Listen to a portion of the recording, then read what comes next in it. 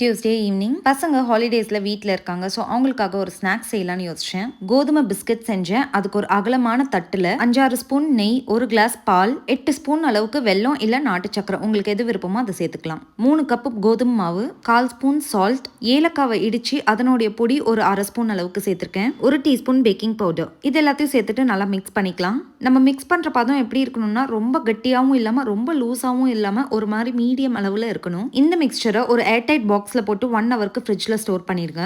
1 ஹவருக்கு அப்புறம் எடுத்து பார்த்தா லைட்டாக திக்காக இருக்கும். உங்களுக்கு உருண்டை பிடிச்சி தட்டுறதுக்கு ஈஸியான பதத்தில் இருக்கும். உங்களுக்கு எந்த சைஸில் பிஸ்கெட் வேணுமோ அந்த அளவுக்கு எடுத்து தட்டிக்கலாம். எல்லாத்தையும் தட்டினதுக்கப்புறம் ஃபோக்கில் இந்த மாதிரி லைட்டாக ஒரு டிசைன் பண்ணிக்கலாம். இதுக்கப்புறமா என்னோட ஓடிஜி ட்ரேயில் நான் தட்டினது எல்லாத்தையுமே அரேஞ்ச் பண்ணிடுறேன். 20 மினிட்ஸ்க்கு 190 டிகிரி செல்சியஸில் பேக் பண்ணி எடுத்துக்கலாம். 20 மினிட்ஸ்க்கு அப்புறம் எடுத்து பார்த்தா சூப்பரான பிஸ்கெட்ஸ் ரெடி. பிஸ்கெட்ஸ் ரொம்பவே நல்லா இருந்துச்சு. என் பசங்களுக்கு பிடிச்சிருந்துச்சு. ஹாலிடேஸில் பசங்க கண்டிப்பாக ஏதாவது ஸ்நாக்ஸ் கேட்பாங்க. எப்போவுமே வெளியே வாங்கி கொடுக்கறதுக்கு பதில் இந்த மாதிரி ஹோம்மேடாக ஹெல்த்தியாக அவங்களுக்கு பண்ணி கொடுக்கலாம். நீங்களும் கண்டிப்பாக ட்ரை பண்ணி பாருங்கள். இன்னொரு வீடியோவில் பார்க்கலாம். பாய்.